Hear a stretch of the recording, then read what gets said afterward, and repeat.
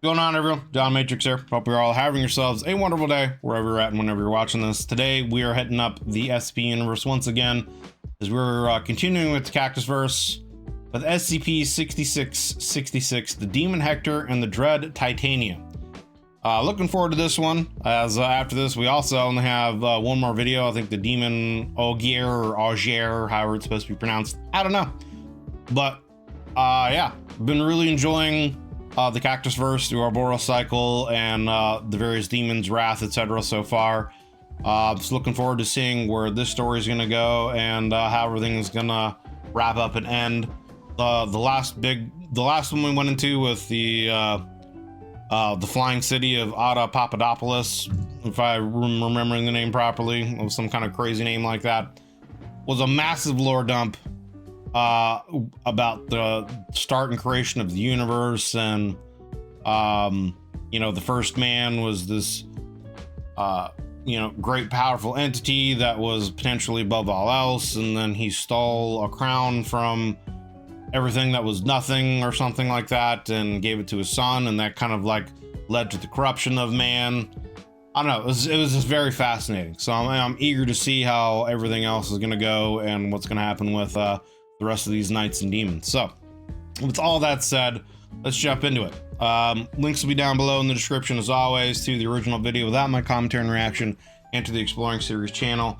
And if you would like to come and join us when we do these reactions live, there is a join button underneath the video, as well as a link in the description to the YouTube membership benefits and tiers that I offer.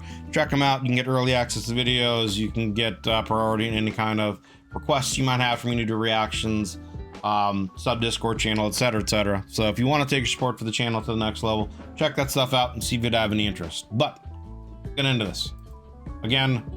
SCP-6666, the Demon Hector and the Dread Titania. Let's get it. SCP-6666. So is this, obviously we'll find out as I go through the video, but is this the same like Titania tree that the fairy was imprisoned in, that the Bigfoot people had imprisoned them in, or were in control over, whatever? That's what I'm assuming, if it's the same Titania. Maybe I'm misremembering the name, but that's what I think this is going to get into. So anyway, let's continue. The Demon Hector and the Dread Titania. Titania, okay. As we continue to explore the SCP universe, we're uncovering more and more of the history of the anomalous world and its peoples. One big part of this history is collectively known as the Cactus verse, named after its creator, DJ Cactus, an expanding web of myths, curses, betrayals, and discoveries. The piece we'll be discussing today answers a number of questions about the Cactus verse, but also serves to raise a number more. I won't... Those are the best stories. The best stories are the ones that answer a lot of questions you have, but then also make you wonder about others. Quite say that knowledge of the other pieces of the canon, notably SCP-4812 and SCP-4840, are required to enjoy this one, but it certainly wouldn't hurt. With that said, let's strap ourselves in and begin. That's what she said. SCP-6666 is listed as Thaumiel class, meaning that it assists in some way in the containment of other anomalies, although the specifics of this function won't become clear until much later. It's described... So yeah, I think this is the prison that the Bigfoot people used and imprison their enemies, other anomalies, etc. As a colossal botanical entity located in the Amazon rainforest, comprised of a wide trunk and many thousands of arching branches reaching away from the center mass. It appears to be a form of a tree, with a trunk roughly 380 meters in diameter and a height of 9.2 kilometers, although it doesn't resemble any known species of tree, and it shows no signs of life at a cellular level. It's also notably inverted, meaning that it's hanging upside down in a massive subterranean cavern, 52 kilometers wide at its widest point, and 43 kilometers deep at its presumed deepest point. So it's a tree that's grown upside down into the earth instead of above it. Interesting. The cavern seems to have been formed naturally between 450 and 560 million years ago, and its walls are almost completely covered in the tree's roots, suggesting that at some point the roots grew downwards into the earth rather than up towards the surface. The whole floor of this massive cavern is covered in a thick fog, 200 meters thick, which continuously flows outward from a jagged opening in the side of the tree. The Foundation still has no idea what exactly the fog is composed of, but living creatures who breathe it in suffer a near immediate loss of neurological function, Yikes. with long-term exposure leading to a shutdown of the central nervous system and death. Yikers, brother. The oldest roots of the tree are stationary, but despite the fact that the tree seems to be entirely biologically inert, new growths continue to form, and are both mobile and hostile. These roots continue to appear above ground, attacking anything that comes near them and attempting to pull them down into the cavern. This effect can be mitigated by stopping all movement, but unless quickly rescued by a team brandishing incendiary weapons, it's likely that the large quantity of roots will simply suffocate the individual instead. The cavern is accessible via a large cylindrical shaft with a stairwell built into its side, although it ends just below the lip of the cavern ceiling in a way that indicates that it originally extended beyond that part, possibly as part of an extremely tall tower. Radar scans of the bottom of the cavern indicate that the majority of it is covered by a vast forest of tall trees, with the eastern side of the cavern containing an extensive network of ancient ruins, partially covered by the fog. Okay. Perhaps the most notable aspect of the tree is the gigantic, vaguely... What do we got? We got Galactus coming out of the tree here?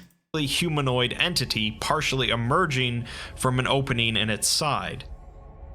The entity possesses 6 arms and 6 eyes, is believed to be roughly 23 meters in height, and has numerous scars and burns across its skin. One of its arms is significantly larger than the rest, and is partially fused at the wrist with a large spear, roughly 18 meters long, which it seems to have used to open up the side of the tree. The entity has no ears, nose, or mouth, but is capable of vocalizing in a currently unknown language, and seems to be in a state of permanent torment due to the fog pouring out of the opening. It is capable of regenerating, however, allowing it to stay in its current position without succumbing to the fog. So it's like stuck where it is. The fog is like poisoning it, but its regeneration is keeping it alive. So it's like stuck in this limbo of suffering but not able to die, and like being barely alive kind of situation. So I wonder what would happen, honestly, if you'd free it. Would this thing come back alive and like continue what it was doing before? According to SCP-4840-A, Seth, this entity is the Demon Hector, one of the 4 knights described in SCP-4812, along with Lancelot in SCP-4840, Lahire, SCP-2254, and a yet undiscovered 4th entity. All of these entities are potentially many millions of years old, if not older, possibly predating the existence of much of the Earth itself. Let's do a little bit of a recap then on these 4 knights. A long, long time ago, there was a kingdom known as the Sky Kings of Old Europe, led by the Great House of Apollyon, who descended directly from the first man, Adam al-Assem. One of these kings eventually decided to spread his rule across the Great Sea, to where the Fair Folk, or the Fae, lived. The Fae were busy in a war with the Children of the Night, SCP-1000, also known as Bigfoot, and thus were easily slaughtered by the Sky Kings. A single survivor was taken back across the ocean, a Fae princess, who proceeded to curse the House of Apollyon and the king, praying to an old and nameless god. The king was dragged into the depths by fiery chains, and the king's son ended up throwing the princess in a deep dungeon and tossing away the key. 4 great knights were then appointed to defend the kingdom: Lahair, the Fierce, Lancelot, the Cunning, Hector, the Stalwart, and Ogier, the Faithful. Ogier. Unfortunately, the princess's curse unleashed 3 great horrors in the land, known as the 3 Profanities, which in turn corrupted the knights' hearts and caused them to betray the king. The king then also cursed them, causing their forms to twist and change into something vaguely resembling the gods of the fair folk, and they each went their own way. Lancelot eventually went to the great ancient city of Autopapadopolis with violent intent, but was struck down by a group including Seth, one of the sons of Adam al-Asem. Lahair is contained by the Foundation in Alabama as SCP-2254, while Hector seems to be contained here by the tree, and Ogier is still unlocated. They were each apparently kept hidden from the world for hundreds of thousands of years by the efforts of Seth, but since growing weaker in recent times, they are now all perceptible once again. The discovery of SCP-6666 was instigated through the investigation of another anomaly, SCP-4008, Wormwood.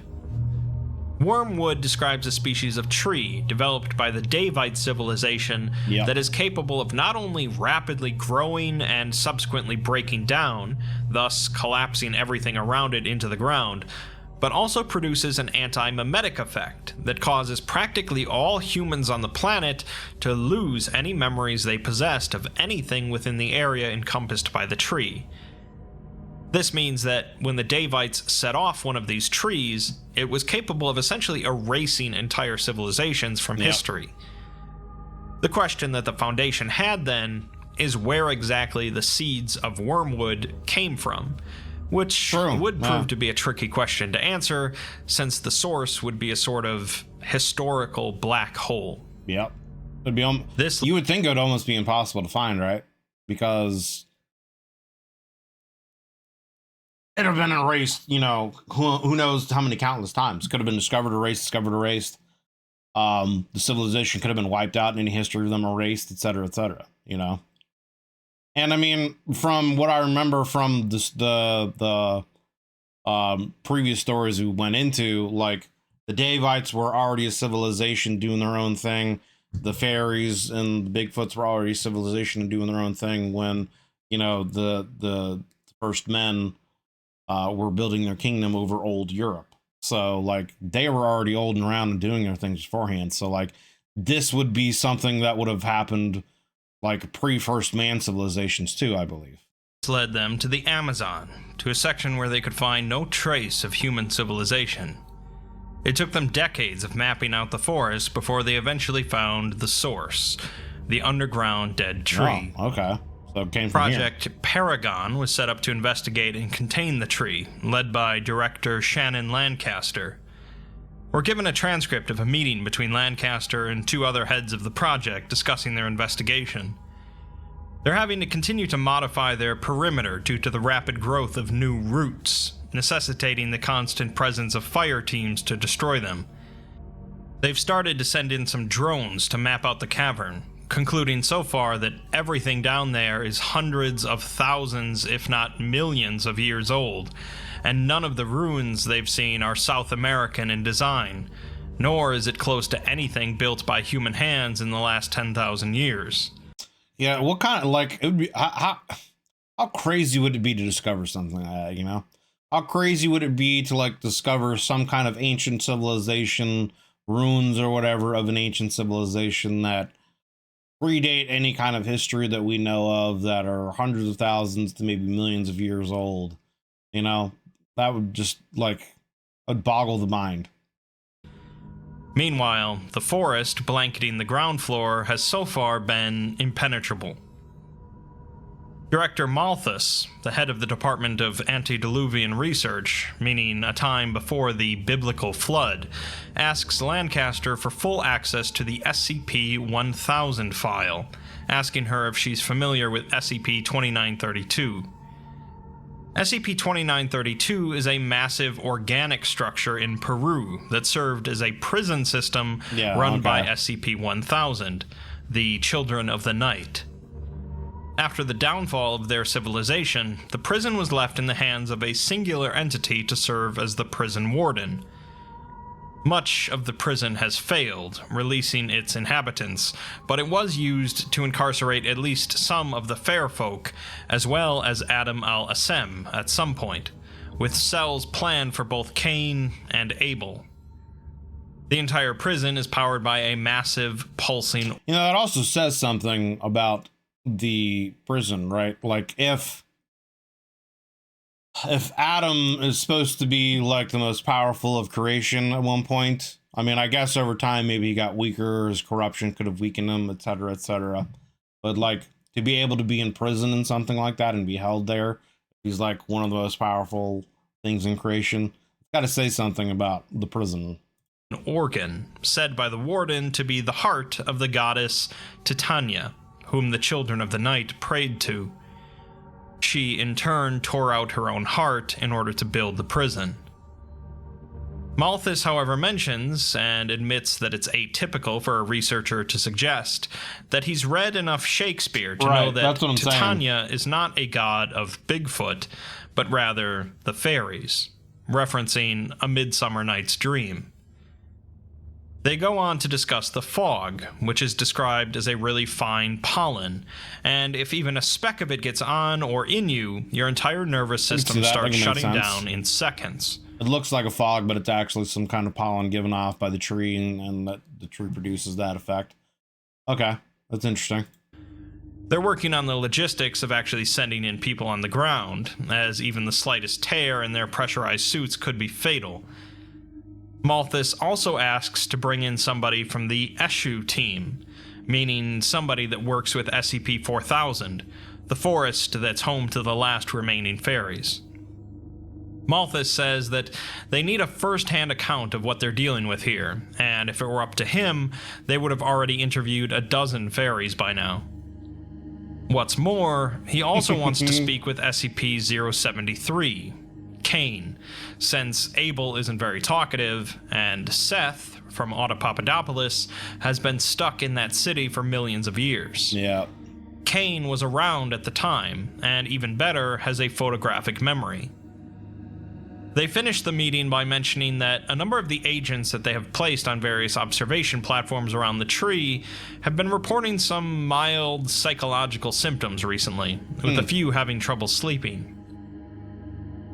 A member of the Eshu team, Dr. Park, was instructed to ask one of the fairies about Titania's prison and the Children of the Night during one of their annual meetings.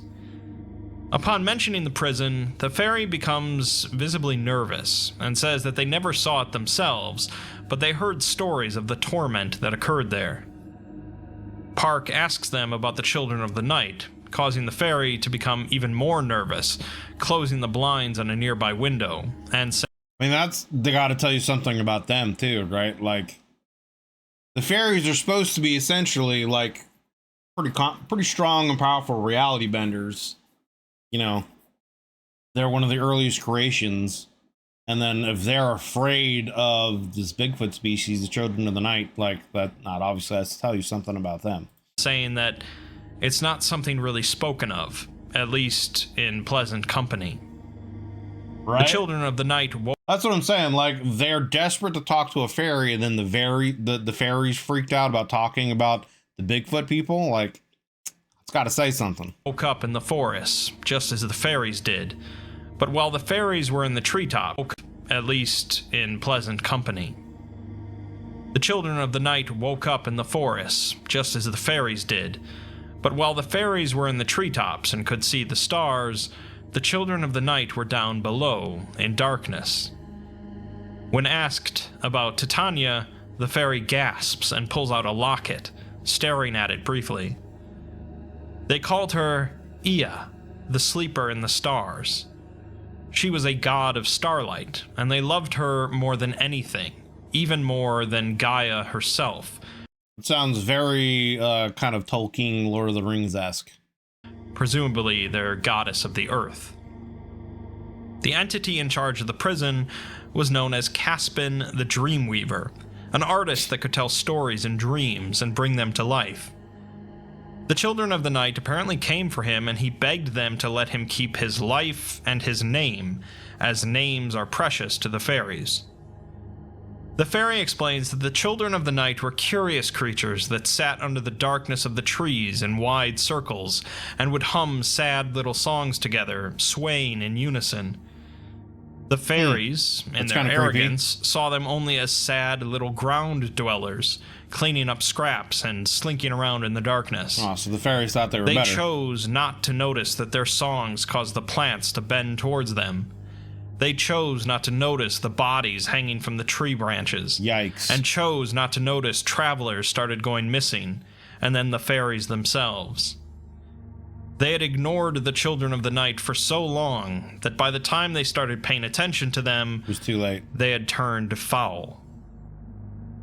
They came to Caspin and took him back down into the darkness, forcing him to teach them terrible things, including how to dream, as they were unable to, at least in the same way that fairies or humans can. That's pretty fascinating. They wanted to learn how to dream because they couldn't. And it's also interesting that in the lore, that's something that could be taught, right? I wonder, like, what is the significance of that then? What does that mean? It seems like that would indicate that being able to dream would have some kind of great significance in life or overall creation. Does it mean you have like a soul maybe, or you have a higher connection to something else that they don't have and they covet? That's kind of fascinating. Caspin was unable to teach them, however, and the fairy cannot imagine the horrors that Caspin witnessed down there in the dark. Afterwards, they asked Caspin to betray the fairies, and he did so without question. Damn. They apparently wanted to make a wish, so Caspin led them to Titania and let them ask it. They used the wish spell. Dr. Park asks what the wish was, but the answer is expunged from the record, and the fairy is noticeably shaking from the interview, saying that it was unforgivable. Don't worry, though. We'll find out about that wish later. Okay. Another interview was conducted with SCP-073 by director Sophia Light, with Kane proving to be a very personable interviewee. Light asks him about the Children of the Night, and Kane says that he hasn't heard that name in a long, long time. He apparently never encountered them himself, as they only came to his side of the world once, and he was occupied at the time. They came at the behest of their masters, looking for the individual that had committed a terrible sin, the first sin, Adam al-Assem. Assem was Kane's father, with Lilith as his mother. Cain was the eldest of the siblings, followed by Abel, and then Seth. Assem's sin was pulling a star from another existence in the form of a crown at the request of Seth, and the Children of the Night were sent to bring him to justice for it. By the time they arrived, though, the crown had already done its damage to Assem's family, with Cain driven out of Autopapadopolis, Abel killed, and Seth disappeared. That's kind of interesting that so I wonder if it's a situation where, like, the fairy and the night children were the first two, I guess, species created by, everything that is and everything that isn't. So, like, are the fairies like the remnant of everything that is, and then the Children of the Night were the remnant of everything that isn't, so they were kind of opposites of each other? But it's interesting, like, that's what I'm assuming so far, but it's interesting that he pulled a crown of stars from everything that isn't, and then the Children of the Night came to essentially arrest and punish Adam for doing so, because that was his first sin. I find that kind of fascinating. That seems to indicate that that they are like children of everything that isn't. If that's the case, it's strange that they're here on our world and our universe, right? But anyway. Kane says that they were called the Children of the Night to contrast with humanity, who were born under the brilliant sun of Adam al-Essem. They were radiant beings back then, but have been reduced slightly since their separation from it.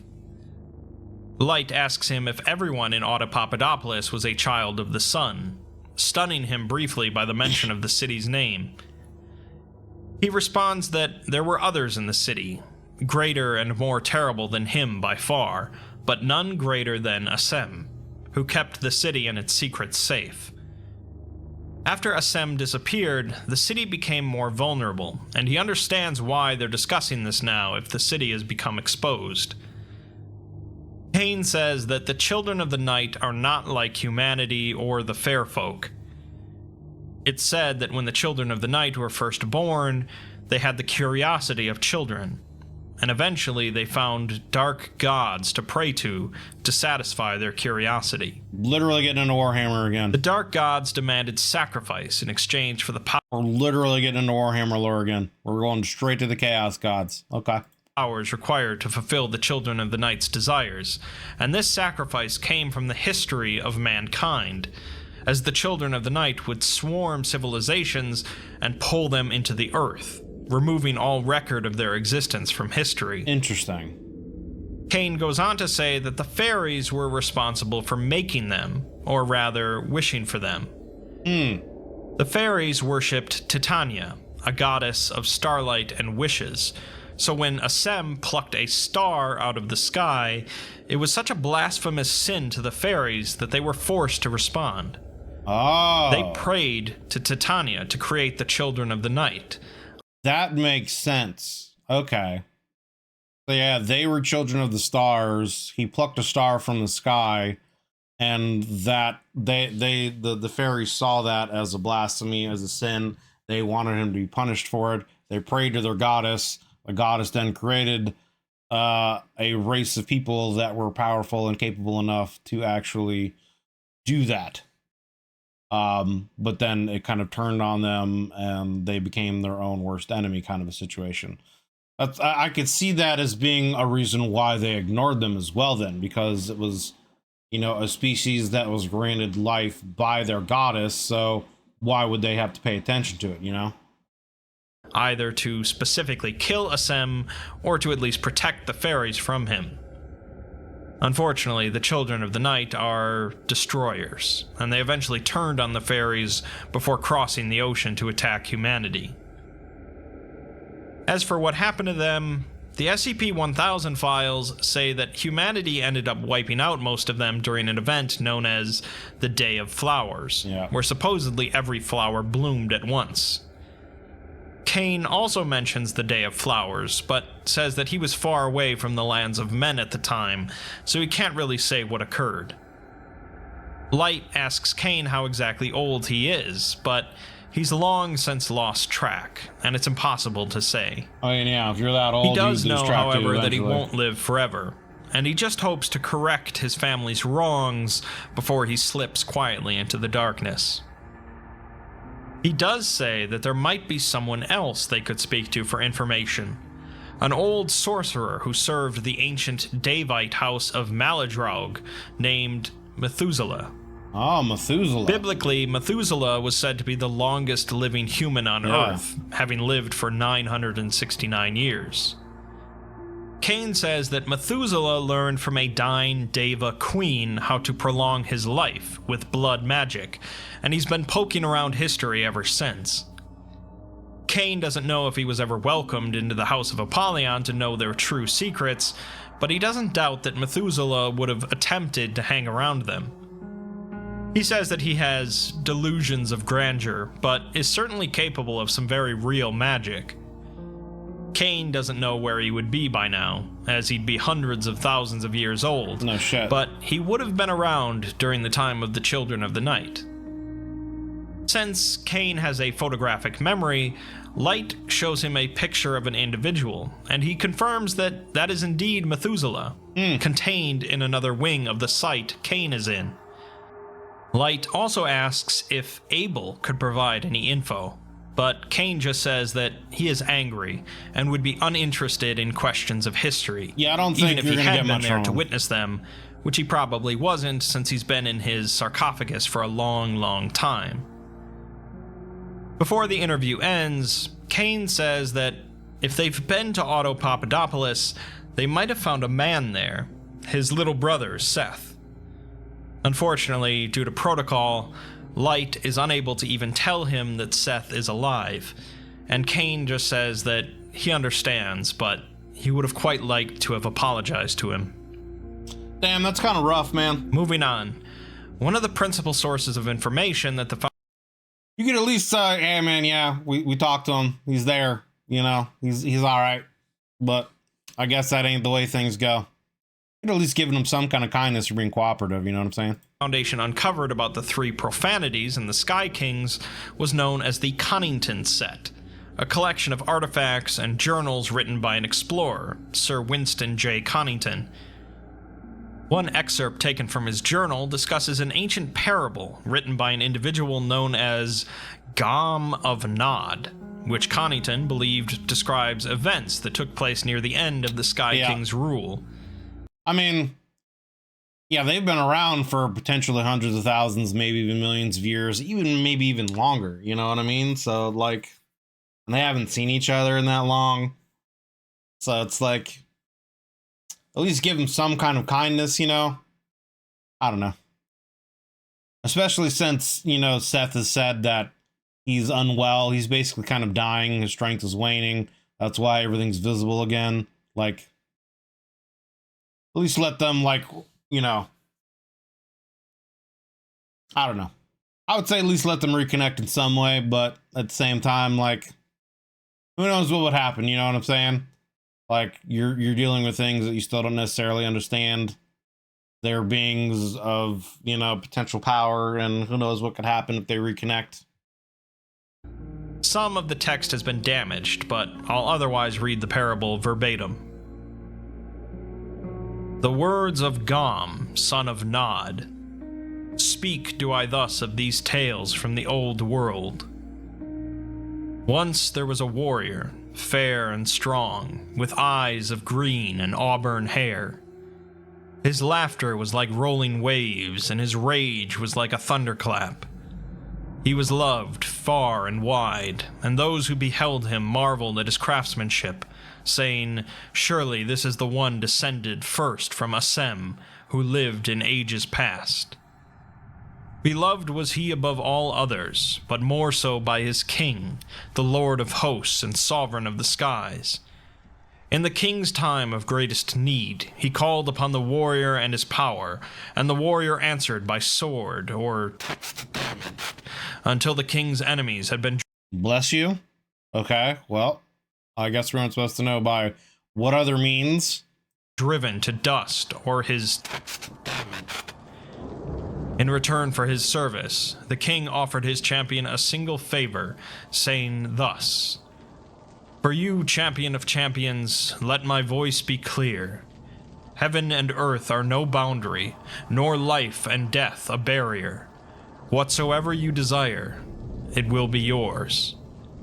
And saith the warrior, Lord of hosts, beloved among sovereigns, I beg only your service, that I may serve you from this day until the last days of men, and that I may give you my heart, without reservation, to keep in your presence until the sun goes out. Saith the king, that's an oath, man, right there. So it shall be forevermore. You will serve me, most loyal and noble of knights.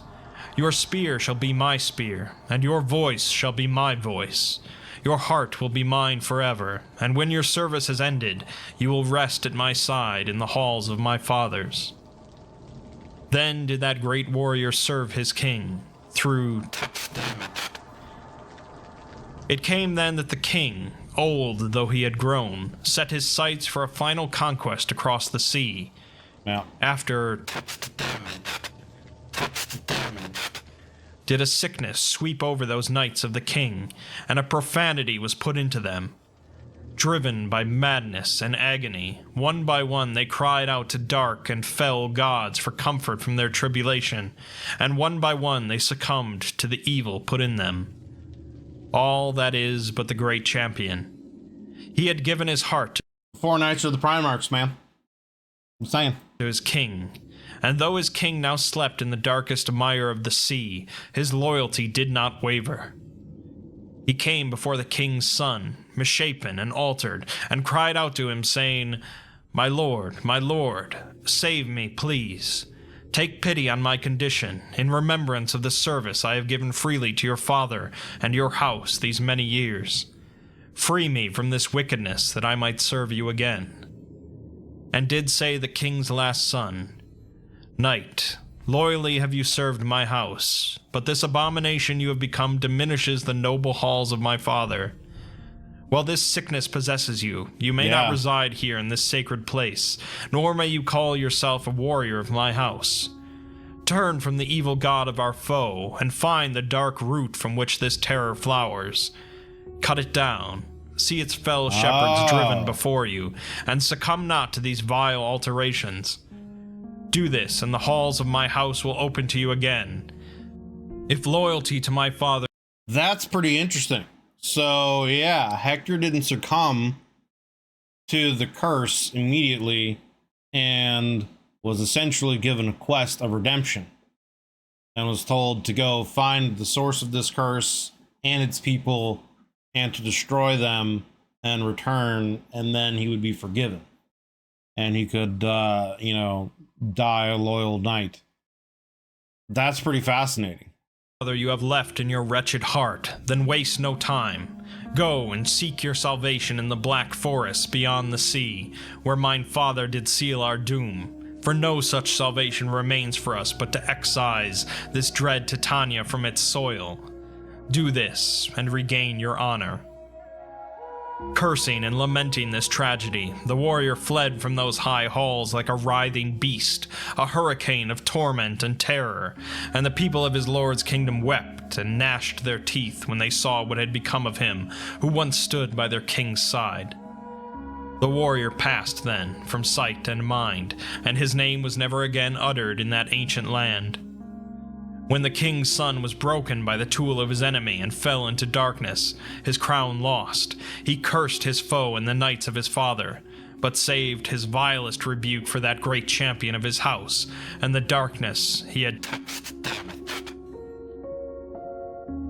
To summarize then, the text clearly is referring to Hector, who seemed to have been the most loyal of the four great knights.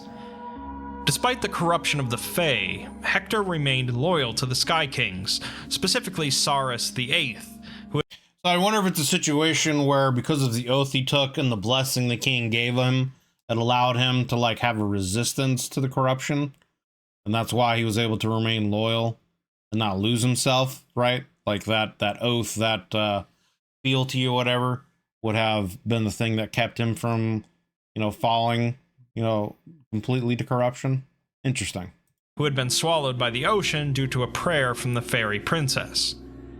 Hector remained loyal to the Sky Kings, specifically Saurus VIII, who had been swallowed by the ocean due to a prayer from the fairy princess. His son was not especially welcoming of Hector's transfiguration, however, and sent him on a quest to redeem himself, a quest to find the dark root in the Black Forest across the sea, cut it down, and destroy its fell shepherds. Hector was never seen again, but it seems that he did indeed make it to the tree, where he's still located. No. Let's set aside the myths and parables for the moment and have a closer look at the tree and surrounding cavern, thanks to a drone reconnaissance. The drone that performed the exploration was actually two drones. One larger one, codenamed Hero, capable of operating autonomously when outside of its control range, thanks to a basic artificial intelligence, and a smaller one attached to Hero, codenamed Champion, for areas where Hero could not access. Gotcha. Hero begins its flight by approaching SCP-6666, with the distant sounds of Hector thrashing and roaring heard in the background. Yeah, he's still fighting the tree. Eventually, Hector comes into view, trapped halfway into the tree as he continually tries to free himself. Thick clouds of green smoke pour out of the opening in the tree, burning and blistering Hector's skin. Hero flies away from the tree and Hector and descends toward the ground level of the cavern, flying eastwards. Before long, the drone flies out of direct control range and the AI takes over flight. Hero reaches the northern wall of the cavern, showing off the large, snaking tree roots that cover it. The rotors of the drone blow away some of the green fog, revealing some ruined stone structures. The layout of the rubble and debris indicate that at some point in the past, the entire building fell a considerable distance and came to rest here. More ruins come into view, an unusual mix of buildings, monuments, equipment, and other items. The ruins of a large stone religious structure are seen, along with long wooden row houses with thatched roofs. You know, wouldn't it be hilarious if they could just, like, get some Roundup or whatever and just pour it on the roots up at the surface and it would just kill this tree? You know what I'm saying? Like, I just think that would be funny. Roofs and strange fleshy membranes stretched tightly over the large arched supports that appear to be bones. The ground of the area is littered with tools, cookware, carts, weapons, and papers. Obviously, continuing to descend down the rocky slope, the drone sees more broken and collapsed houses, along with a crude storehouse and collapsed grain mill. As the green haze continues to clear, it becomes clear that this entire section of the cavern is covered with tens of thousands of buildings, as far as the eye can see, with many of them intertwined with the roots of the tree. Interesting. This is causing them to be slowly pulled into the earth itself. As Hero passes over the ruins, an alarm indicating a life form is set off as it flies over a crumbled house.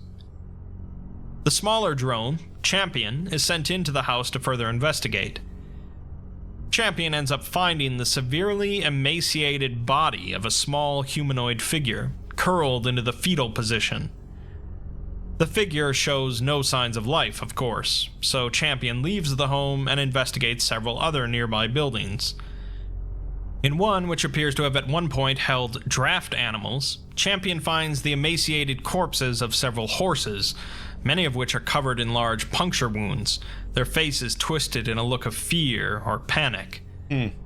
At the back of this structure is the body of a single dog, its nails and paws worn down nearly to the bone, as desperate marks are seen in the wooden door at the rear of the building. Champion returns to Hero, which turns away from the ruins and flies westward, until it eventually reaches a sharp line where the ruins abruptly end. The rocky slope that the buildings were on continues down towards the bottom of the cavern, but no further structures are seen. The lifeform alarm goes off again, and Hero spots a larger humanoid figure sprawled out on the rocks below, similarly emaciated.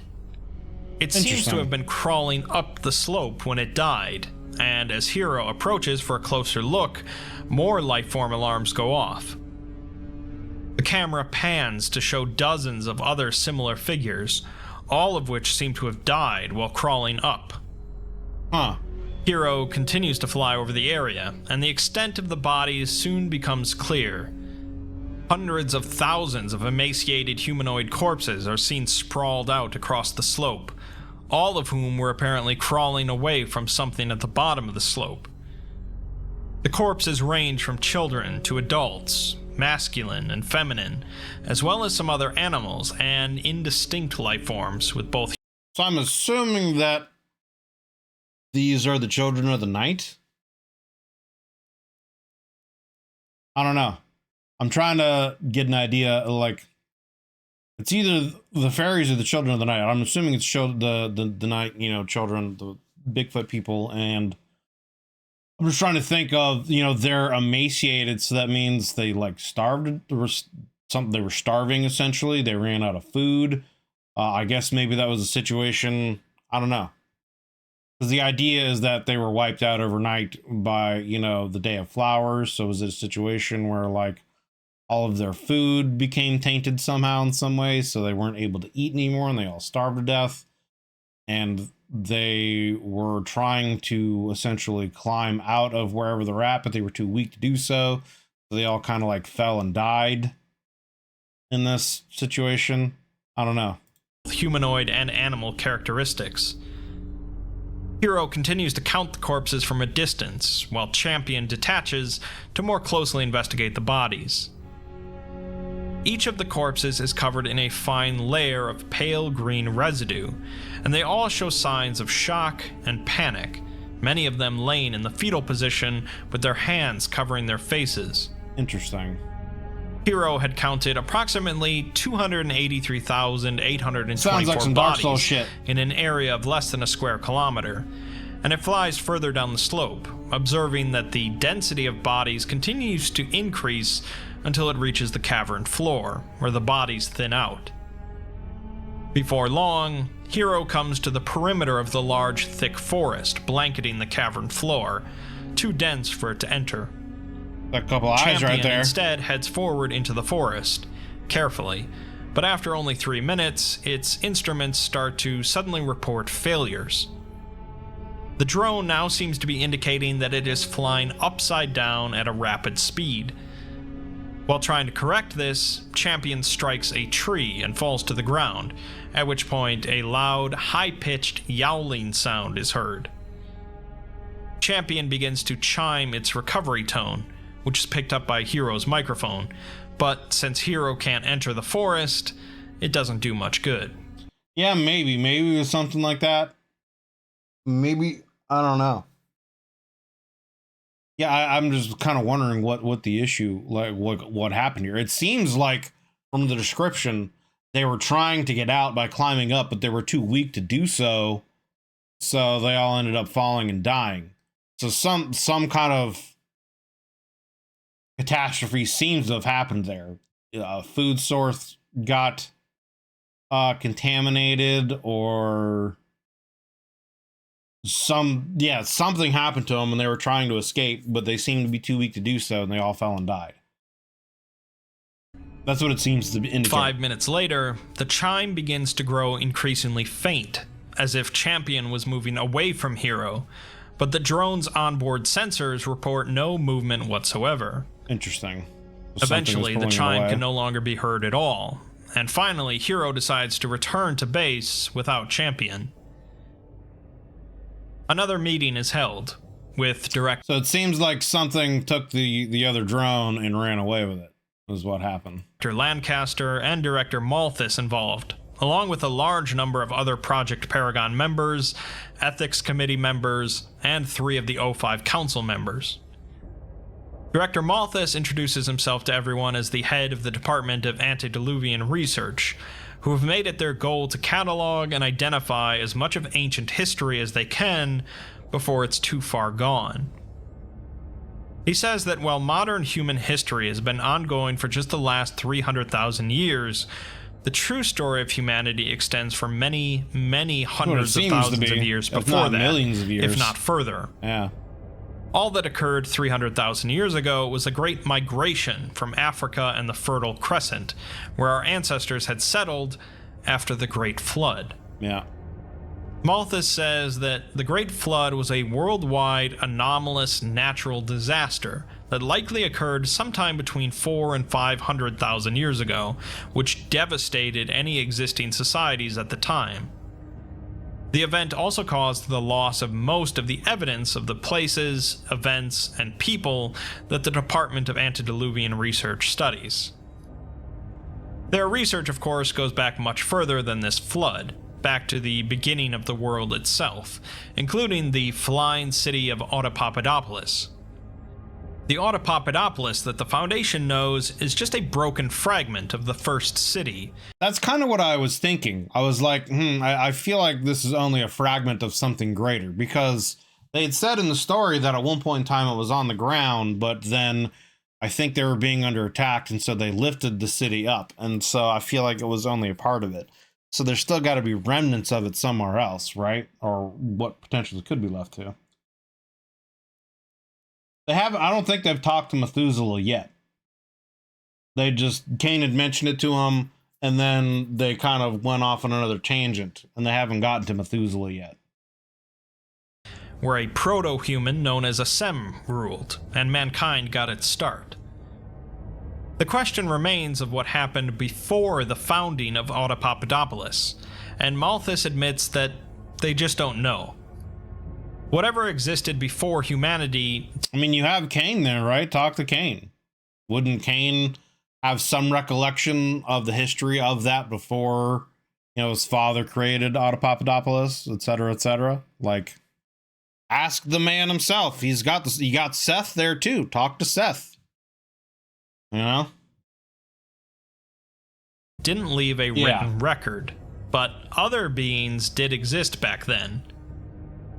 Malthus then turns the discussion towards gods, which are very real and are powerful.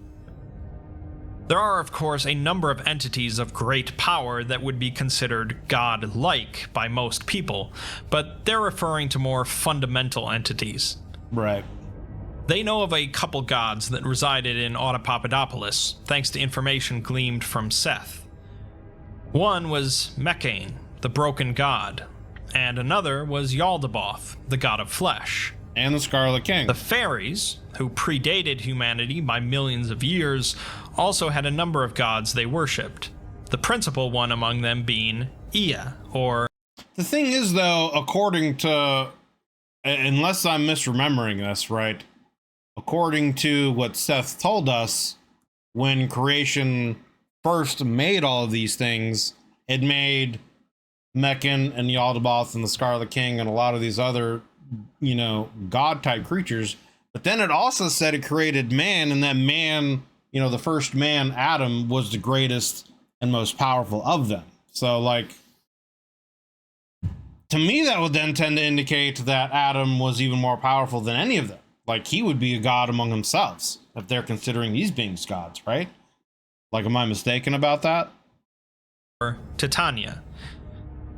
According to ancient legends, Ea walked over the canopies of the fairies' forests, granting their wishes and singing to them. Most depictions of Ea are of an entity much like a fairy, while others depict her as a star, or as a beam of moonlight, or even as a sort of mother tree. As a side note, we now know who the entity made of stars... Yeah, he was powerful enough that the Scarlet King, like, offered him a hand in friendship, according to the mural. So, like, if that's the case, like, he would be, I think, more powerful than anything that the Fae would worship, you know, etc., etc. I don't know. It's interesting how a lot of this lore is working. And it seems kind of like there's some contradictions in certain ways, but at the same time, like, you know, I guess it's just the you know, so like the fairies, you know, Adam plucked a star from the sky. The fairies saw that as a sin. They wanted him to be punished for it. So they prayed to their god. Their god then created something powerful enough to punish Adam for that. So it's like, it's kind of a contradiction, but at the same time it's understandable because it was specifically like the goddess specifically wanted to create something that could do that, you know. But I don't know, it's just interesting because then you would think that in and of itself would be an extremely dangerous prayer to do, because if Adam was already like the most powerful or one of the most powerful beings of creation, you're then asking a goddess to create something that is beyond even that. And so it's like, no wonder you guys ended up getting fucked over by him. You know what I mean? Like, I mean, I know it's fables and myths, but at the same time, there's always a truth in those fables and myths, right? There's a spark of truth in any kind of myth. You know, so ours is as depicted in one of the murals in or even as a sort of mother tree, as a and singing to them. Most depictions of Ea are of an entity much like a fairy, while others depict her as a star, or as a beam of moonlight, or even as a sort of mother tree. As a side note, we now know who the entity made of stars is as depicted in one of the murals in Autopapadopoulos. Malthus and his team... And am I mistaken? Wasn't that being supposed to be one that is informing people of alien threats? Right? any kind of threats that came from outer space, something like that. Believes that the dead tree hanging in the cavern I get you. or at least was, Titania, and samples taken from the heart in the prison share undeniable similarities with the tree. The only way they'd really know for sure is to bring one of the fairies from SCP-4000 to confirm it, but they're reasonably sure regardless. That means that Titania is dead, but they're not sure what caused her death, as the removal of her heart seems to have been performed after the tree was already dead. Malthus has some speculation as to why there are new growths if the tree is dead, but leaves it by saying that since the tree is the corpse of a god, they can't apply normal logic to what it's capable of. True. The meeting goes on to discussing the entity currently stuck in the tree, Hector. So yeah, I was going to say, does that mean Hector would have actually succeeded then? Did Hector actually go and kill the heart and has just been stuck in the tree since? According to the old texts, each of the four knights have been afflicted by a different curse placed on them by the fairy princess. Lust for Lahire, wrath for Lancelot, despair for Ogier, and agony for Hector. Project Paragon was founded in order to mitigate the effects of these four knights, who are re-emerging into the world, as well as the three profanities themselves, described in SCP-4812. Well, Project Paragon might be what we have to get into next again, because that sounds like it's cutting into what is. It sounds like the next stage of this lore that we're going into. So maybe that's what we get into next. I might have to look up Project Paragon in the SCP universe and see where we go from there. The Foundation believes that the entity that the Global Occult Coalition uncovered is the same Fey princess that was responsible for corrupting the Knights and the three great profanities, and there's a lot of trouble brewing now thanks to that. Malthus believes that the forest in the cavern contains ancient ruins that could be a potential treasure trove of information preserved by anomalous means that could be invaluable in Project Paragon's efforts. He proposes a manned expedition into the forest, led by Applied Task Force Het-1, Lance of Longinus. This obviously isn't an easy task, starting with the fact that the 35-kilometer trip down to the base of the cavern floor will take the team just over 6 hours. The return trip will take them just over 24 hours, however, due to needing to depressurize. The fog, of course, is the real issue, as even though their suits can filter it out, if any of it sticks onto their suits when they return, it could easily be deadly. They're going to combat the fog in two ways, one of them, of course, being the judicial application of flamethrowers as they go through the forest. The other, though, is a plan involving putting a temporary foam seal over the open gash in the side of the tree where the fog is pouring out, applied via drones. They plan on spraying a high-density polyethylene foam across the gash, waiting 20 hours for the remaining fog to settle, and then proceeding through the forest. They don't believe that the seal will do any lasting harm to 6666, and it will break down itself after 5 weeks. They don't really expect Hector to give them much trouble while spraying, but they have sedatives and cable binders planned if he tries to interfere. What could possibly go wrong? Yeah, what could possibly go wrong? Before we get to that, though, we're given a staff psychology report for the personnel stationed around the tree. The psychology complaints began with more mundane things, such as fear of heights or unhappiness about an extended work assignment. But before long, some more curious things began. Personnel began reporting feelings of being watched while in the cavern, feelings of despair, and more commonly, vivid, unsettling dreams. I would assume that ties back to what happened with the fairy giving the Bigfoot people the ability to dream. That still is something that fascinates me, and I'm wondering what other meaning it might have, if any. Because the idea that they can't dream and that they want to learn how to dream, and the fact that dreaming is something that could be taught or given to, is a fascinating and interesting concept. And what does that mean in general for both the fairies and for humanity, that we can dream and the Bigfoot people could not dream, and it was something they coveted? Like, what does that mean? I don't know. It may not have any kind of meaning at all. I feel like the SCP should just let Hector handle it. That's what I was thinking too, is like, why don't you guys just free him and let him take care of the shit, right? Like, let him clean up what's left there and then go on after the scraps. You know what I'm saying? Like, let him finish taking out this tree, killing whatever else is there, and then you guys can go look at the ruins later. Noticeably, many of these dreams involved a monster with 6 eyes, killing and or consuming the personnel or their loved ones. One of them specifically reported on a dream in which they are trapped in a hole while a monster with 6 eyes devours their mother. Yikes. These nightmares are, of course, not coincidental.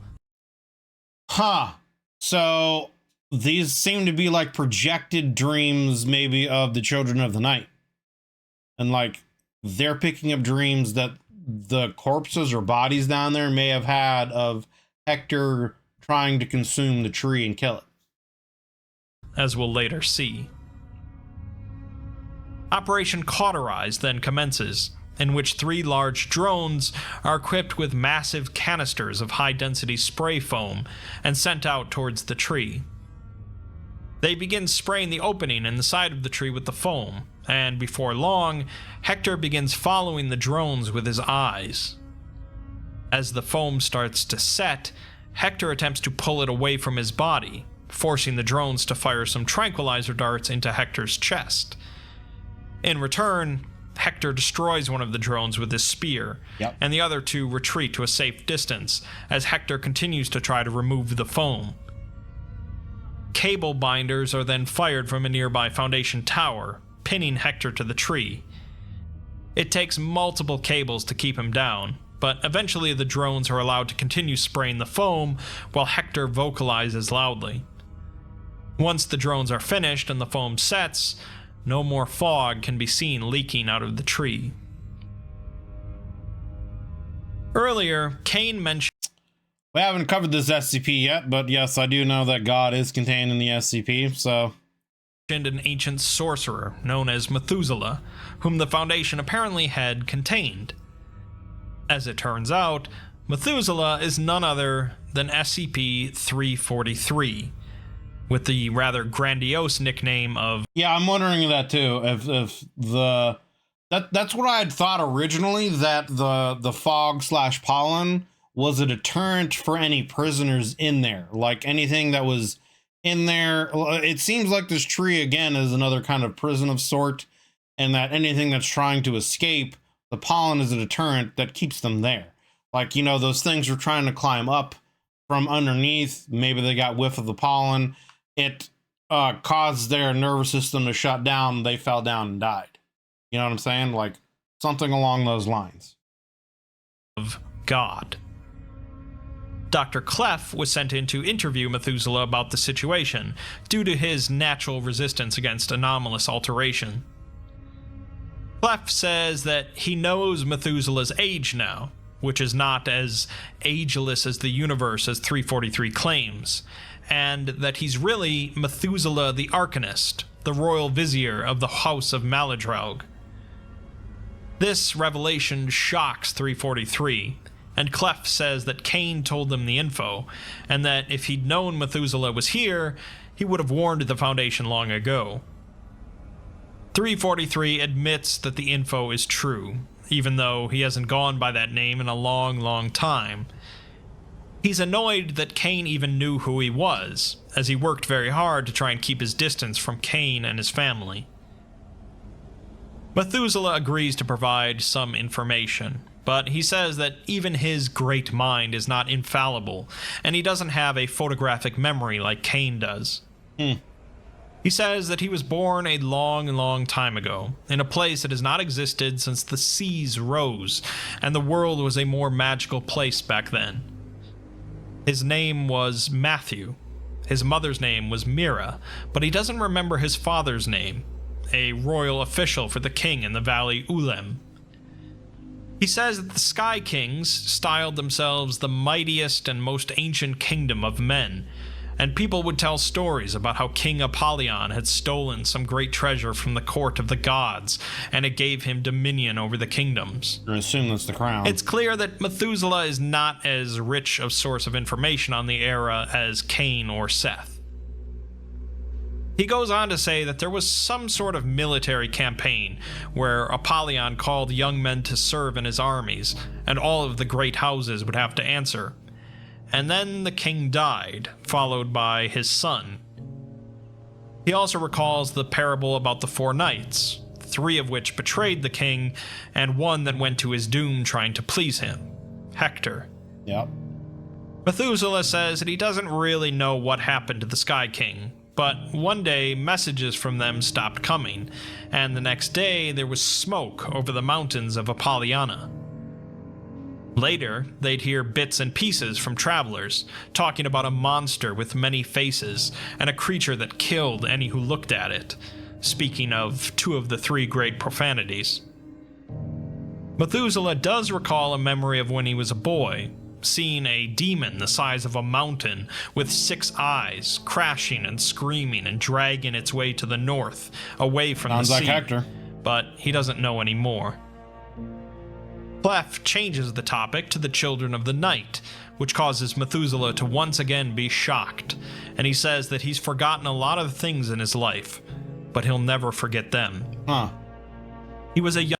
They definitely make out the Bigfoot people to be some kind of terrible creation.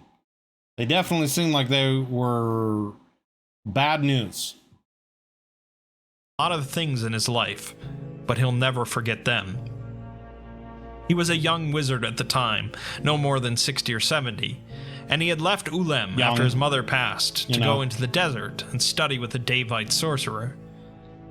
He knew about the fairies at the time, as people told stories, but most people had never seen one since they lived across the sea. It was said that if you went across the sea, you'd find a white city where you could trade with fairies on starry nights. The stories also spoke of the children of the night, who lived with the fairies in the woods, and they were said to be monsters, used as bedtime stories to scare children at night. Methuselah remembers the first time he laid eyes on them, from the distance on a summer night. They were massive things, taller than any man and covered in matted hair. He says that they were like someone described a man to you, but they had never seen a man themselves. Huh. Their eyes glowed in the dark, and they just stood there in a row. Methuselah and the others with him tried to approach and communicate, but they just stared and made a horrible noise like a child giggling, or sang eerie songs in high-pitched voices. Methuselah's master, the High Magistrate, who he says was an extremely powerful figure, went out to them to disperse them. Instead, his magic didn't seem to affect them at all, and they simply laughed and pulled apart his body. Okay. So they are immune to some kind of magics, it seems? Or at least the kind of magic that the Davites were using, to blood magic. No wonder, again, that the fairies wouldn't be able to do anything against them, because maybe they're immune to any of that. Which would make some kind of sense, being that they wished for creatures capable of being able to combat and imprison Adam. You know? That's what I'm wondering. Yeah, if they're able to essentially like cancel out any kind of magical or psychic or anomalous abilities. Methuselah and the others tried to flee, but they were faster and stronger than any man, not bothered by magic or weapons, although they did seem to dislike fire.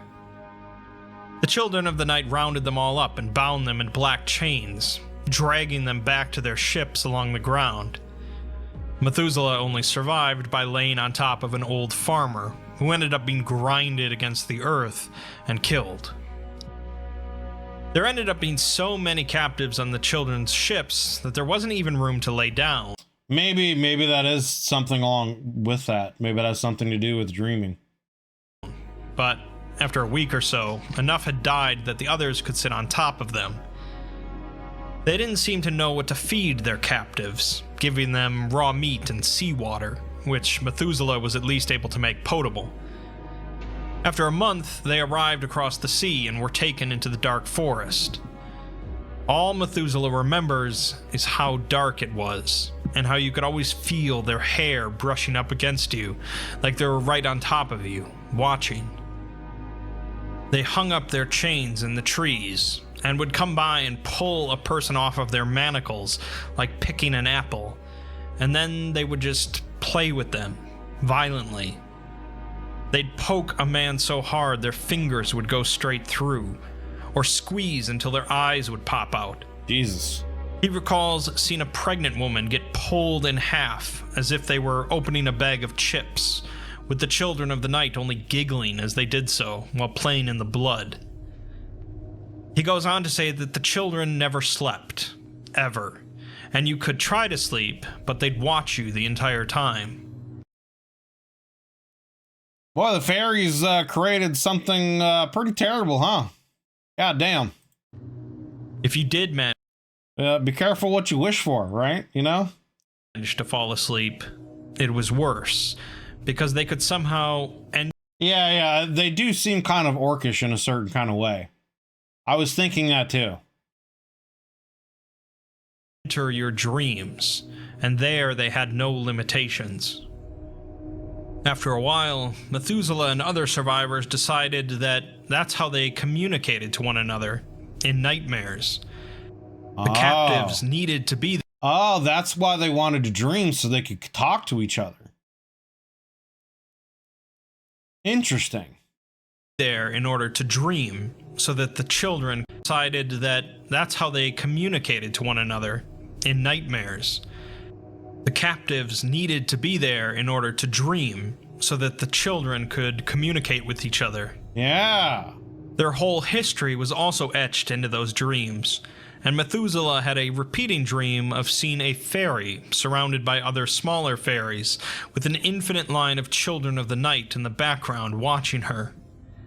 He says that the children always felt so miserable and sad, and they never felt like there was any hatred on their part, just that they didn't think the same way as others.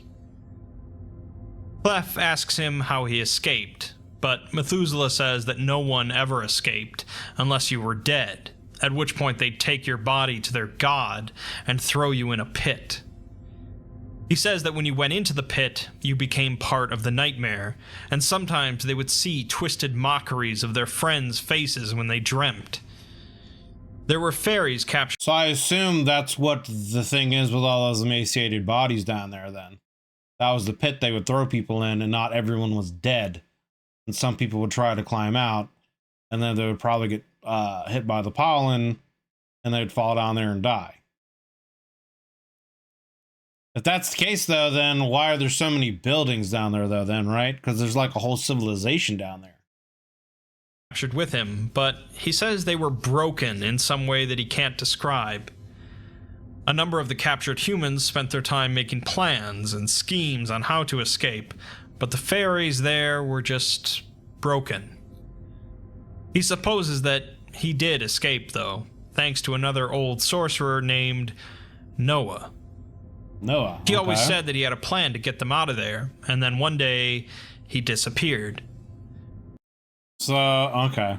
They thought that he had been taken off somewhere else by the children. I wonder if that's what Noah caused the great flood in order to escape.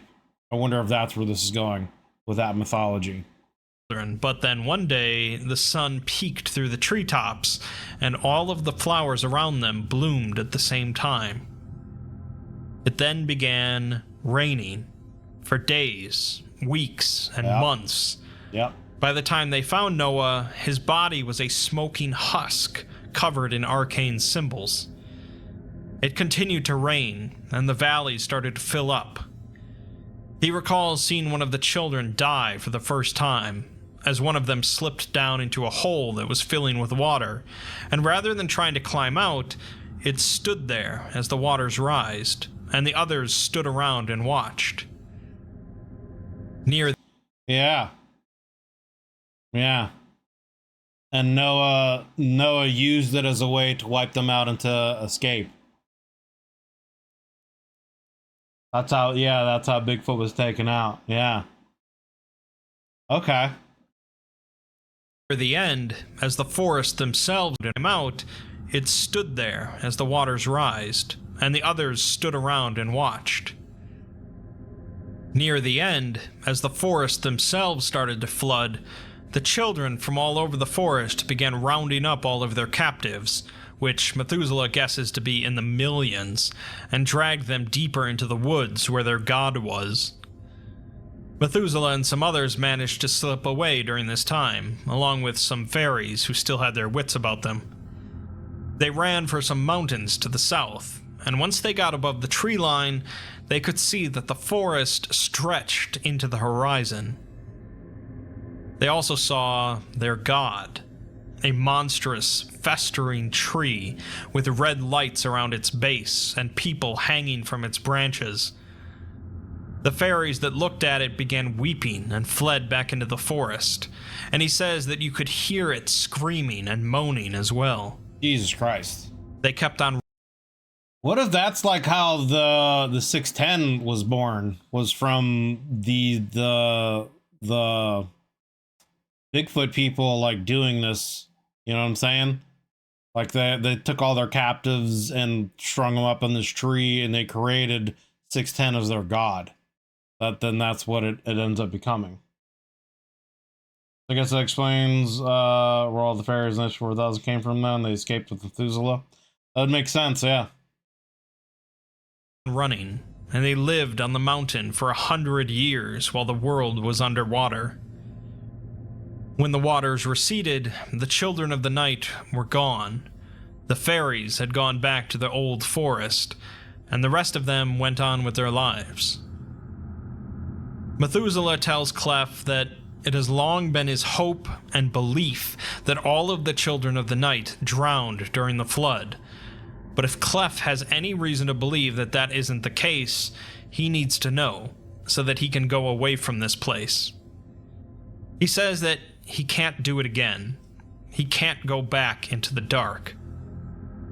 Clef says that they don't have any reason to believe that the children are still around, which is, of course, a lie. And Methuselah can tell that he's lying. He tells Clef to not seek them out, and to flee if he ever encounters them.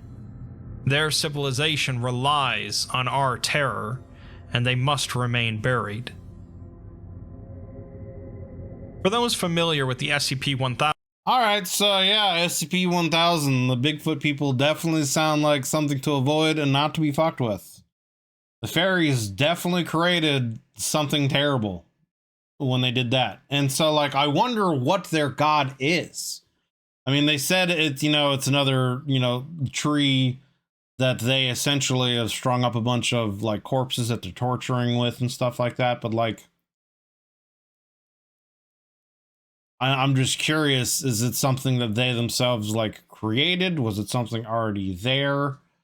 And I also, again, I wonder if this is an origin for the Flesh That Hates, 610. Like, if all of these things they did to all these different beings and fairies and whatnot created this amalgamation of whatever that entity is. If that's kind of like the origin story for 610 in this universe.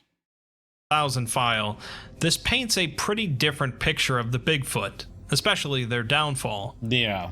Rather than being wiped out by humanity with advanced tech, they were wiped out by a great flood sent by a sorcerer named Noah.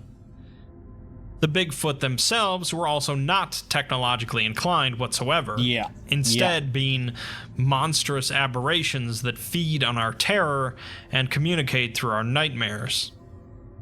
Their entire forest and their god, Titania, sunk into the earth after the flood. So the question remains on what exactly remains down in that forest. With no further ado then, Let's take a look at the exploration log of the team heading into the forest. All right.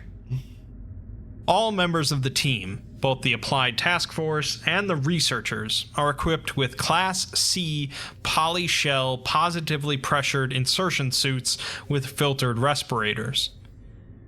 The team enters the pitch black forest, and they begin discussing what they might find down here, since so much has been pulled down by either the tree itself or the wormwood plants.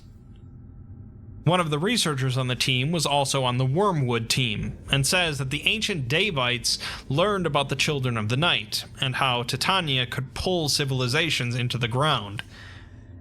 They came across the sea to this forest, and after the sacrifice of 100,000 Deva, they managed to grab some seeds. Okay, that's quite the sacrifice just to get a few seeds. Interesting. Seeds themselves only originally pulled. So, it makes me wonder if... So, this Titania is the god of the Bigfoot, species, and is this,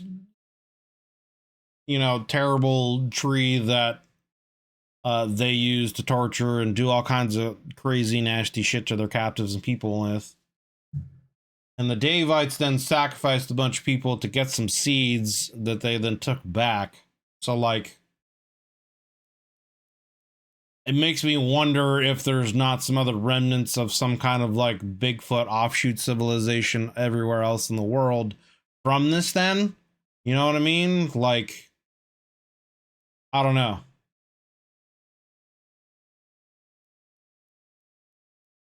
Doing one of the trained soldiers that the Deva had, or yeah, exactly. Right. That's what I was thinking too. I was thinking there was a connection between some of that stuff. Because there were some kind of like, tree ant things that they used that were an offshoot from something from the Bigfoot species. So this could be, again, some kind of magical amalgamation from the seeds they got from them. And what else, whatever magics they use to create this. So I wonder if also that means that a lot of some of the magic and rituals that the Davites used and some of their technology and things like that also may have had roots and stuff that has to do with the Bigfoot people. Interesting. Hold things into the ground, but they enchanted them with some sorcery to also make people forget the things ever existed. One of the team asks why the Children of the Night were so intent on dragging stuff down here, and a researcher says that if the children were created to kill the first man, maybe they didn't know how to do anything else. Well, and the first man, I think, from what it sounds like, was supposed to be a representation of the sun. And so in order to remove the sun's light, they would have to drag it down into the darkness, right? So, like, maybe that's the only thing they know how to do is to pull things down. The team continues through the forest for a few hours before coming across a tree in a small clearing, with a small, emaciated humanoid figure impaled on one of its branches. It has long, pointed ear tips, large eye sockets, and silver hair. And in a pouch on its back, it was carrying a small bundle of sticks and leaves in the shape of a doll. Sounds like a fairy. The team continues on, but the control members observing them have lost the team's location due to some technical issues. They set up camp while waiting to see if the issues get sorted out. They wait several hours before setting up shifts and falling asleep. They're woken suddenly by one of the doctors screaming, before calming down and explaining that he had an extremely vivid dream. Yep. In the dream, he was walking down a path into the woods, and he saw the fairy they passed on the tree, as well as another in a ditch near it. The forest was lit up like daytime, but everything was a horrible red color, and he continued walking until coming to a hole where he heard someone's voice saying, "The devil is 20 miles down, but what's deeper?" He looked over the edge of the hole, and then he was suddenly falling before he woke up. Control is briefed about the dream, and they inform the team that these psychological issues will become more prevalent the closer they get to the center of the forest.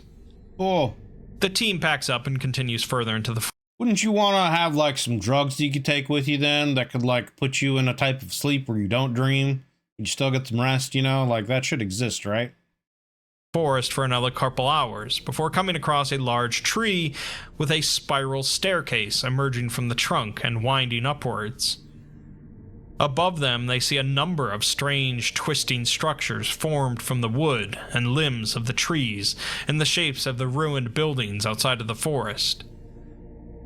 The team then becomes aware of a sound in the distance, akin to wind, and they move through the increasingly dense forest to try and track it down.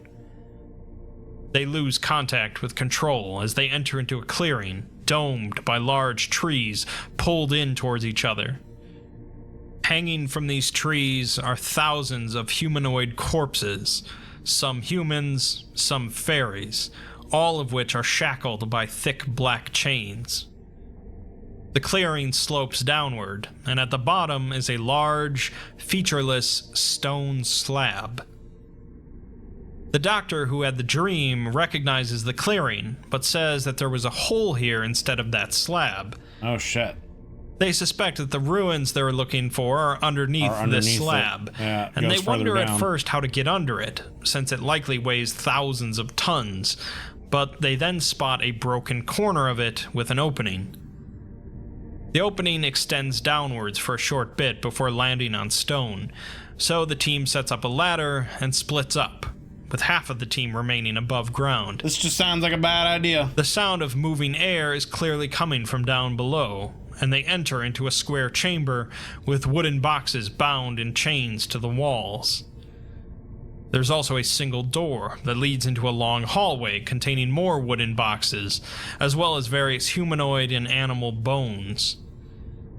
They also spot a large mural carved into the rock, depicting many hundreds of dark figures standing beneath a large tree with a red artifact in its center. They continue through, passing sealed passageways, overgrown. But it's rewind that. There's also a single door that leads into a long hallway containing more wooden boxes, as well as various humanoid and animal bones. They also spot a large mural carved into the rock, depicting many hundreds of dark figures standing beneath a large tree with a red artifact in its center.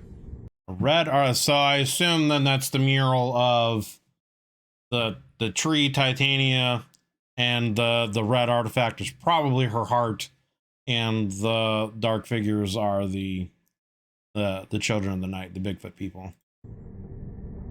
They continue through, passing sealed passageways overgrown with roots, as well as more murals depicting various scenes of humanoid figures being bound in chains, dropped into pits full of bodies, or set on fire.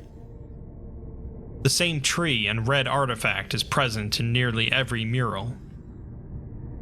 They eventually come to a large stone door with another mural on it, depicting a mass of dark figures with yellow eyes huddled around the base of a large, curled, vaguely feminine figure with many arms wrapped around them as dark clouds gather overhead.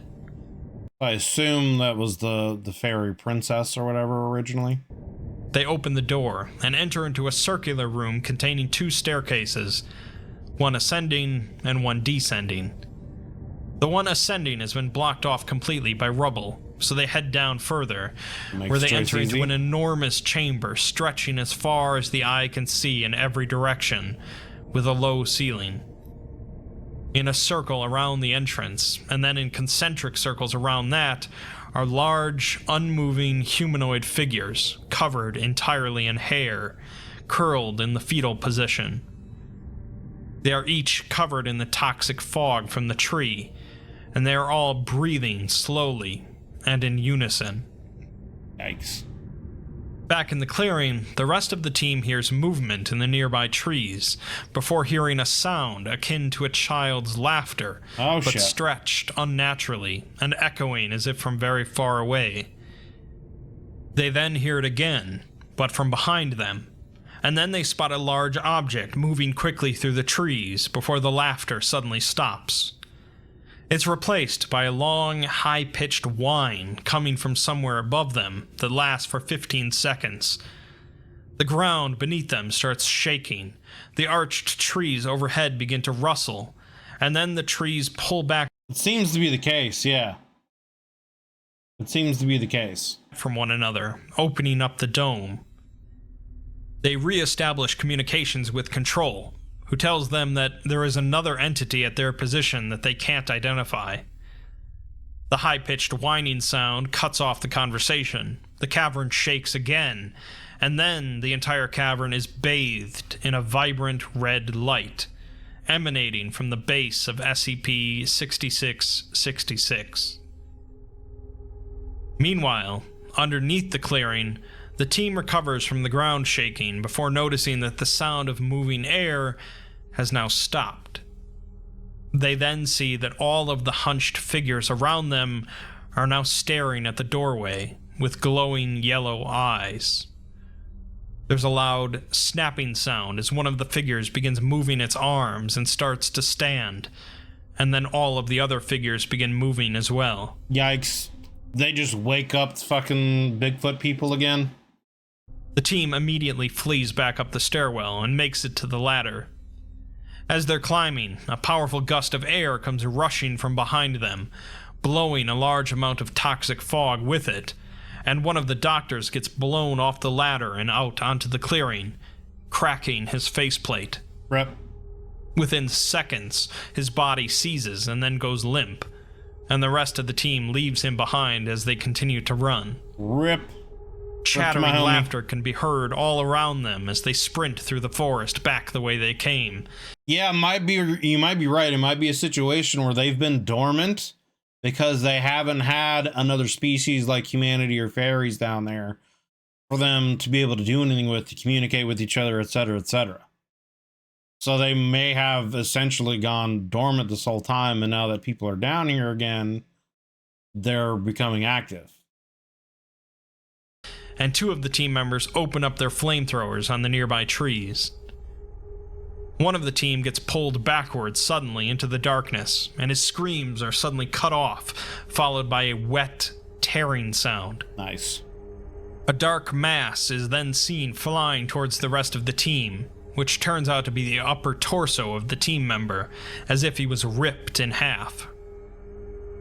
One of the team shoots him to put him out of his misery before continuing on. A mercy. The rest of the team eventually does make it out without losing anyone else. As it turned out, the doctor whose faceplate cracked started transmitting audio and video an hour after the rest got out. He's heard coughing violently before rolling onto his back, and he sees Titania glowing with a bright red light above him.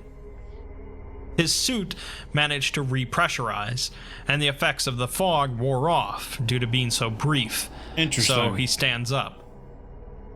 He hears the same stretched sound. That man is not going to have a good time very shortly. Sound of laughter as he steps out of the clearing into the forest, so he decides to turn back. As he yeah, for real. For real, it seems like they fucked up by plugging that hole. Turns, his audio and video equipment begin to act erratically, but it picks up several distorted frames of a tall figure standing in a gap between two trees, illuminated by the red light of 6666. The camera then shuts off entirely, and we're left with just his audio as he quickly walks through the forest. A laugh is heard from immediately behind him, and 6666 lets out a powerful low droning sound multiple times before his audio shuts off as well. Truth be told, the Foundation has had far worse exploration attempts than that, since true. Most of the team survived, although they didn't really... the team survived, but it seems like they've reawakened this Bigfoot species, and that sounds like it's not a very good thing to have happened. At this point, if I were them, I would do my best to try to let Hector go and let Hector take care of everything. That's just me. Accomplish their objective. While they were in there, the root growth of 6666 above ground began to rapidly expand, and the tree itself began emitting red light from seams in its trunk. Spherical, glowing sacs also began appearing across its entire limb system. Meanwhile, Hector began pulling against his bindings, eventually snapping the cables in half, at which point he began vocalizing. Audio recordings of the event show Hector speaking in an unknown tongue, but those in the cavern at the time report hearing him speak in their native tongue. Yeah, you got this, buddy. We'll be out here cheering you on. Good job. You go take care of the sector. Luckily, someone made the good choice of transcribing Hector's words for us, which read, Hear me. Hear me. I am Hector, son of Holos, the screaming lance of the northern sky, last son of old Europe, servant eternally to the Sky King Saurus von Apollyon, Lord Dominion of the world of men, inheritor of Asem's iron crown.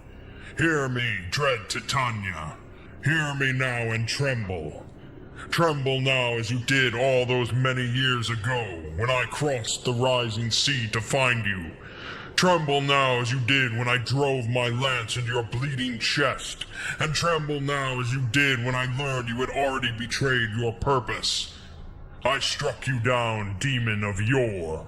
I wrenched open your body and broke you.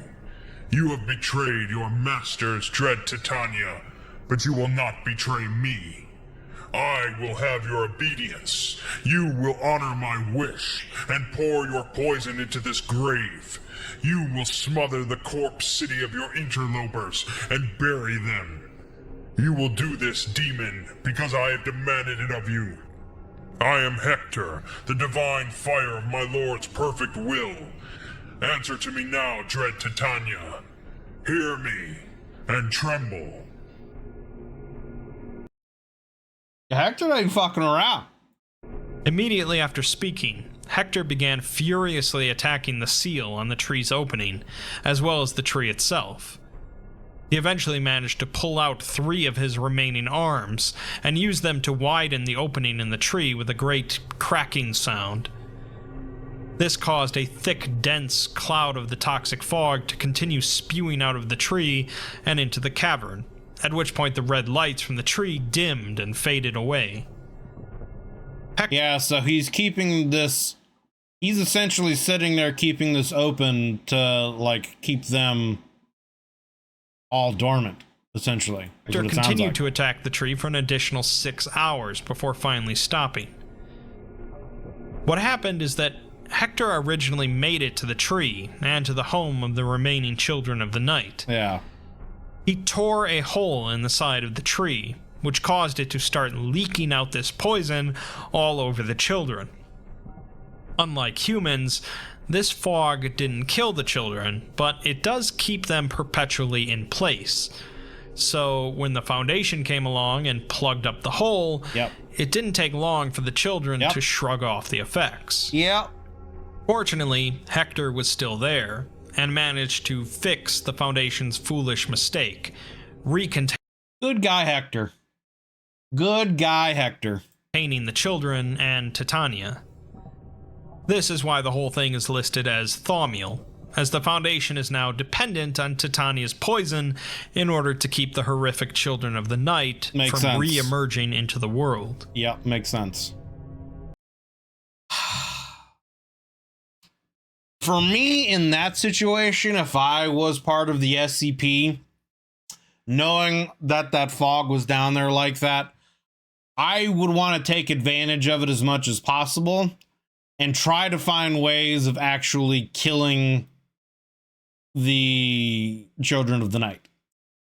Because you got to know at some point in time, somewhere, somehow, something's going to happen and they're going to get out or freed in some way. Hector might actually finally be killed, and that the hole might be sealed somehow or something, and that effect will wear off and they'll be free to come out again. So I would want to arm myself with as much knowledge and capability as possible on how to deal with them and how to kill them. So, I mean, I would start sending teams in there to try to experiment, find other bodies of the, you know, the children of the night, and do whatever you can to like figure out how to actually dispose of them, if it's possible. Because it might not be, you know, who knows? The last thing we're given is a classified file written by 05-1, which addresses the differences between the information gathered here and the information contained in the SCP-1000 file. Yep. Obvious. I mean, it could be a situation where they've rewritten the SCP-1000 file to like cover up the real story because they don't want people going here and fucking with this tree and reawakening this terrible civilization. Hey man, like, I don't know, dude. I just feel like that's a situation where either it's a situation where it's like, okay, nuke the site from orbit, you know, and like wipe them the fuck out, or is it a situation where the tree will never be able to be fully destroyed? They're always going to be there, so you need to try to arm yourself with capabilities to be able to defend yourselves should they get out. You know what I'm saying? So like, because you know, in the SCP universe, like eventually something's going to happen and they're going to get out and they're going to reawaken and start terrorizing things. So you need to be prepared to be able to deal with them. Obviously, we as readers generally take differences like this to be in the nature of the flexible canon of the SCP universe. I mean, this is one case where I feel like this is an anomaly that should be like taken care of. Like, yeah, they were created by a goddess to destroy the first man and have essentially lost their purpose and are kind of like out of control. Granted, they're contained at the moment, but who knows how long that containment's going to last for. And if they ever got out, that's going to be bad time. Very bad time. 1000 file. Like, they were able to destroy the fairies. Granted, the fairies weren't really necessarily paying attention to them until it was too late. But the fairies were like powerful reality benders. So like, if they're essentially creatures where like anomalous capabilities, magic and stuff like that have no real effect on them, and they're physically stronger and faster, and you know, more capable, and that means too, and they seem like, they said normal weapons don't really have any effect on them, other than I guess they don't like fire, probably because of like the light, etc. Like, yeah. And even the Great Flood that Noah created didn't wipe them out completely. They just essentially retreated down into the hole and kind of went into hibernation. So I know it's just funny because most of the time we think the chill GOC, but in the case, yeah, for real. No, this is, they sound like a very bad time, and it sounds like this would be one of the cases where like, all right, we need to have some preemptive knowledge and we need to be prepared for this shit. Obviously, we as readers addresses the differences between the information gathered here and the information contained in the SCP-1000 file. Obviously, we as readers generally take differences like this to be in the nature of the flexible canon of the SCP universe, but this one decides to talk about it. Apparently, the SCP-1000 file was originally written by Tilda Moose in 1956, and it predates the first recorded Bigfoot sighting by 2 years. Also, Tilda Moose did not work for the Foundation in 1956, nor was she even alive at the time. Interesting. 05-1 then points to a specific section at the end of that file, in which the children apparently sent a message to the Foundation reading, "We forgive you. Given choice for now, not forever. Let us back in." How about no? They ask, who do we know would want these creatures to be let back in, knowing all we know at this point? Yeah. They tell the person reading this to think about it for a while and then come talk to them. Lancaster is working on the 4th night currently, and then they'll have to decide if they want to go down to the 7th floor to talk to him. The 7th floor they're referring to seems to be the 7th floor of SCP-3790, the Department of Abnormalities. 3790 contains a number of very unique and curious objects, including wormwood seeds and Apollyon's crown. The 7th floor is listed as inaccessible, but the O5s apparently can go down there if they choose to visit an individual. Him. I'm not saying it's Adam LSM, but it could be. That just leaves us with the expunged text from the interview that Dr. Park did with the fairy in SCP-4000. When asked about the wish that the Children of the Night made to Titania, the fairy explains that when the first man, Assem, committed the first sin, there was outrage from the fairies, but since Assem was too powerful, they couldn't stand against him. Instead, they prayed to Titania to give them the power to destroy him, which she did by creating the Children of the Night. The fairies hated the children from the moment they first emerged because they were like humans, although whether they mean by their form or their mentality is unclear. The fairies needed the children though, so they sent them across the sea to bring Assem to justice. The children did as they were demanded, with Assem's kingdom falling to ruin, but the fairies... So I wonder if it's kind of like a situation where, yeah, she created these beings to do their bidding, but the fairies hated them and gave them no real purpose, so without a purpose, they just descended into this chaos, essentially. They just descended into what they became. Still hated them across the sea to bring Assem to justice. The children did as they were demanded, with Assem's kingdom falling to ruin, but the fairies still hated them regardless. When they returned, rather than throwing them feasts and celebrations, the fairies put them deep into the dark of the forest, away from the stars, reserved only for the fairies.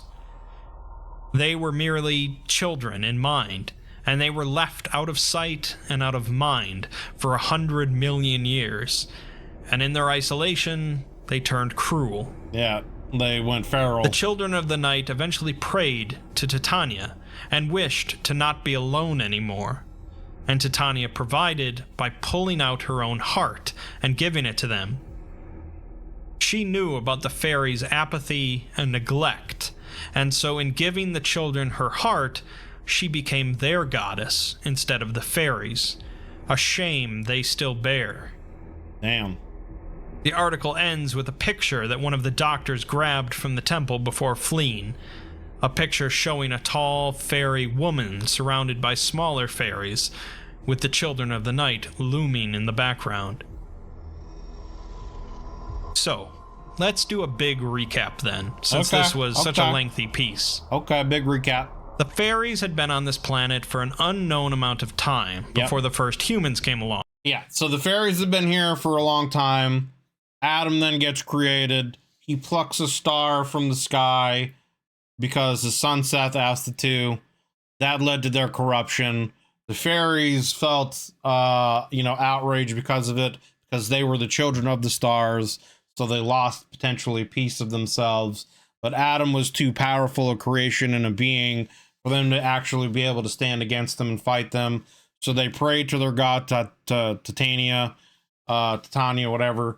She then, created the Children of the Night as essentially supposed to be some kind of like soldier force for them to use. They hated them and, didn't understand them, essentially. And they still used them to go get Adam. They captured Adam, brought him back, and imprisoned him.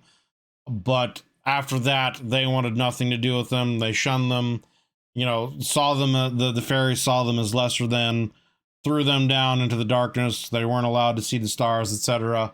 And because they essentially had no guidance, they descended essentially into like chaos and like a feralism. And they basically have, according to, this lore, a mentality of kind of like children. They don't really, they're children with the power like physically capable of things greater than other beings.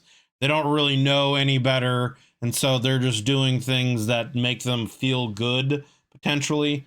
They seem to not have any way of communicating with other beings other than through dreams and nightmares.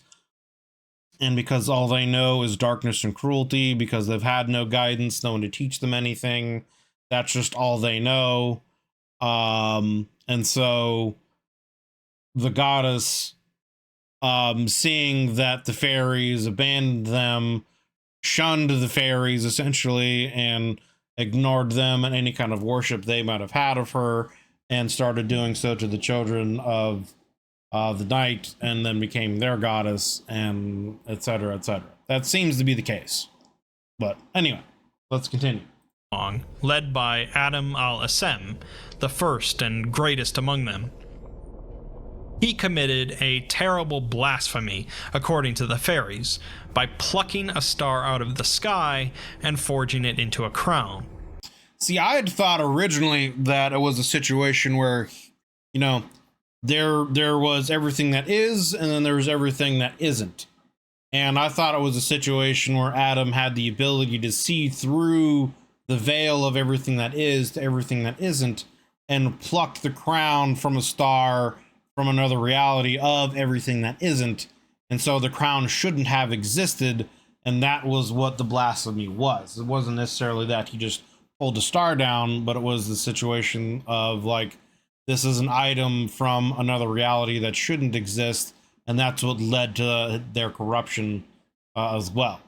But apparently that's not the case. Since the stars are sacred to the fairies, they prayed to their goddess of stars, Titania, for the power to make Assem pay for his sin. Titania answered by creating the Children of the Night, large, hairy, humanoid figures that communicate through dreams. The Children of the Night were sent across the sea to destroy Assem, aided by the fact that they don't seem to be affected by magic or physical harm, and they succeeded, bringing an end to Assem's kingdom. I feel like that was implied, but it may be that from the fairy's perspective, that's what he did. Lots of conflicting info in these ancient stories. Yeah. Afterwards, since they disgusted the fairies so much, they were cast into the depths of the fairies' forests, while the fairies stayed in the treetops so as to gaze at the stars. The Children of the Night grew stranger and more cruel in the darkness, even if they're not entirely aware of their own cruelty. They were aware of their creator, and prayed to Titania to make them not so alone anymore. In response, Titania tore out her own heart, which they eventually used to create a massive prison, SCP-6932, which contained Assem, at least for some time. It's possible, although unclear, that this event also caused Titania to become rooted to the earth in the form of a massive tree, which the Children of the Night continued to worship by tossing bodies to it. The Children of the Night began... I wonder if some kind of way, like, because of what they did, like how they worship her by doing that, she became some kind of, like, corrupted chaos goddess almost like Slanesh in some kind of way. You know what I mean? Because, like, the way that the Children of the Night are doing things, like, they don't necessarily see it as cruel. They have, like, a child's mentality, and they don't understand, you know, what they're doing is not necessarily wrong. They've never had any kind of real guidance, so they're just doing things that they see as fun and make them feel good, I guess. They don't necessarily see it as cruel. So I wonder if, like, through what they've done, they've also corrupted her in some kind of way. I don't know. Spreading across the globe, capturing both fairies and humans, and dragging them back to the forest, both to play with and sacrifice, but also to use for communication, since they could only communicate through dreams, and they were not given the capability to dream themselves. Yeah. This eventually led to their downfall, thanks to a powerful sorcerer they captured named Noah, who used his magic to summon an apocalyptic flood. In the aftermath, the children of the night were gone. The fairies reclaimed the... That's essentially what it seems like. They essentially seem like creatures that are stuck having a child's mentality because they were never really given the guidance that the fairies are supposed to have given them. You know, the fairies are supposed to have like raised them kind of like as a child species and help taking care of them and given them a purpose. But they didn't, because they hated them, because they reminded them of humans, essentially. Forest math, the children of the night were gone, the fairies reclaimed the forest, and humanity continued to spread. Eventually, a descendant of Assem decided to conquer the fairies across the sea, leading to the capture of a fairy princess. The princess proceeded to dish out a fair number of curses, one of which cursed a knight named Hector, the most loyal of the Sky King's knights. Despite his horrible curse, he wished to still serve the Sky Kings, so he was sent across the sea to where the goddess Titania was located, underground. The specifics of how the Sky Kings knew of Titania's existence is unclear, but these are pretty ancient events. Hector made his way to the tree, also locating the remaining children of the night. He didn't manage to destroy them all, instead cutting open the side of the tree and releasing a deadly fog, which traps the children in the cavern. So I wonder if it's also a situation where even Hector himself isn't able to kill them, because it sounds like what they're saying is that the Bigfoot species is immune to magic and physical harm, so the only way for him to essentially destroy them, quote unquote, is to keep them contained in some way. But I also wonder, like, would a reality bender, if they're powerful enough, be able to wipe them from existence? You know? And it's also a situation where, like, they were birthed by, you know, the fairies' wish, prayer, or whatever to a goddess. Could another deific type being have enough power to wipe them out, you know? Kind of a situation. You would think so, right? He's also perpetually stuck there as well, left to be tormented by the fog spilling out. Obviously, this piece answers a whole slew of questions about the expanding Cactus verse, but there's still larger issues at hand. The fairy princess and the three great profanities are the real threats on the table, and the last of the four knights, Ogier, is a big question mark. Yeah, exactly. Yeah. His curse has to do with, like, eternal agony, and his eternal agony is essentially being kind of like the warden of this tree now, where, like, he's constantly being burned and suffering, but he's doing it willingly because it's the only way for him to keep Titania trapped there. Titania, I don't know, I keep saying Titania, but Titania. It's good that Hector is essentially on the Foundation's side, as the children of the night sound like they'd be a pretty big problem if left loose. No shit. There's also the question of who exactly 05-1 believes is trying to free the children. Yeah. And who is on the 7th floor of the Department of Abnormalities. The plots... And I guess, like, it seems like it's even a situation where even Adam isn't capable of being able to defeat the Children of the Night because they were able to successfully capture him, right? So what would be able to do anything against them? Definitely getting thicker with the Cactus verse, and that's either a thing you're interested in or not. SCP-6666 is certainly an interesting enough piece on its own, but to really appreciate it requires a lot of knowledge of other pieces of the SCP universe. For those of us that are fans, though, it's an incredible mashup of science fiction and fantasy, and it's just heating up. Just heating up. See what we got here with a quote. Let's see what we got here with a quote. What's happening? Quote us. Alright. SCP-343. Alto, I need to be gravely serious with you for a moment. I realize now that by asking this of me, you ought to have reason to see these inquiries answered. There's long been my hope and my belief that the interlopers drowned at the bottom of the Great Flood. along with all those miserable poor people strung up in their corpse god. But if you find evidence that this is not true, that perhaps that they survived, Alto, I cannot do it again. Not after all this time. If it comes to it, I will go away from here. I need you to tell me the truth, please, Alto. I need to know. I can't do it again. I can't go back into the dark. I mean, yeah, like, other than, I guess, the goddess Titania, I keep saying Titania. Who would want the children of the night to be free? Like, who would want them to be freed? Why? What purpose would that serve?